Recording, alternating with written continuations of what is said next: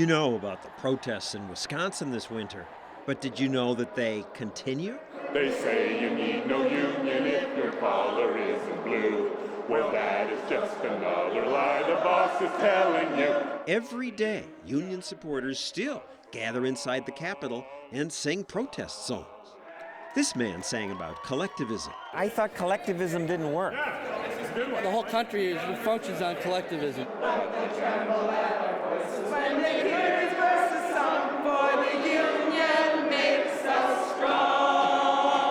How much money does it save, Governor? Just that particular part doesn't save any. Okay. And the battle for Wisconsin's also being fought in Washington. In the same way that if you read the federal budget, I'll answer your question. The man the congressmen and unions are mad at is Governor Scott Walker. He won the governor's race by complaining that government and unions were throwing money down a hole. And long term, you just can't sustain that. Walker asked them to pay a little more of their pension and health care costs, still less than private sector workers pay. But the unions said no. Scott Walker's gotta go! Somehow they were entitled to a fixed standard of living and a fixed compensation package. The unions eventually said, okay, they'd pay more of their benefits, but Walker also wanted to rein in their power to get future benefits. If you don't have a permanent change, they can come back 2 years from now with a new contract and jack up health care costs for the taxpayers. What do you mean jack it up? You can say no. Your hands are tied. We want justice! How about you? Tied, he says, by collective bargaining rules. So Walker moved to limit those. If you're under a collective bargaining agreement, no matter what the financial situation of that local government or the state government is, the unions don't have to budge. They don't have to budge because government has no real competition.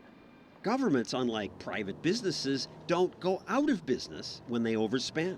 If the private sector, an employer can say, if we don't do this, we're going to move our operations to another location.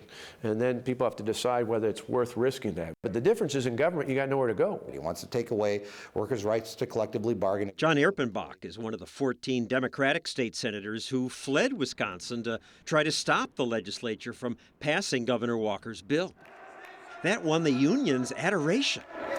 Listen to what happens when we walk to where the protesters can see the senator.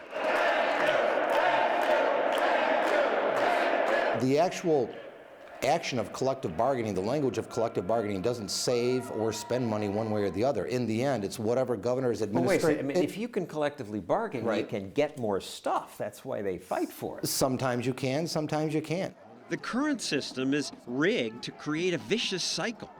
Money goes from taxpayers to government workers, to dues to the union, and then from the union to the politicians who promise to do more for the government workers. Round and round. You Democrats give kickbacks to unions that elected you. What kind of kickbacks? Like what? Good pension, extra good pensions. It's a good pension. There's no doubt about that. It's stuff they negotiated. It's a kickback for electing you. No, it's the stuff they've negotiated over the years with Democrat administrations and Republican administrations. The reason why public employees support me is, number one, I support what they're doing. He supports union leaders like Malin Mitchell. Mitchell heads the firefighters union.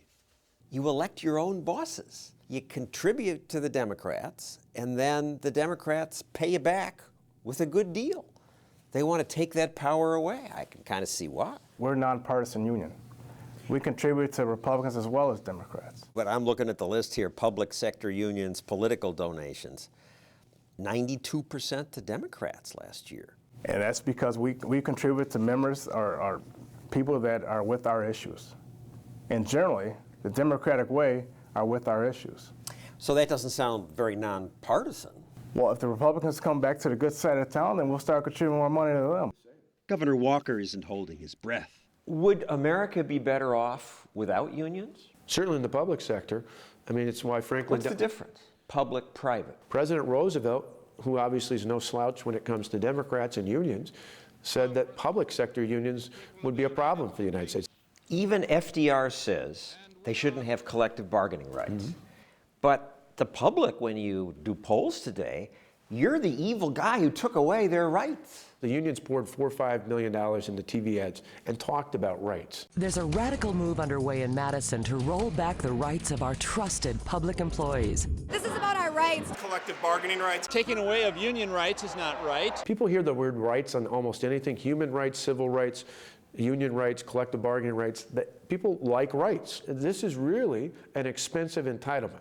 It's an entitlement that even stipulates inane minutia like the size of bulletin boards. This is what you guys got in, is the rule to put up a bulletin board.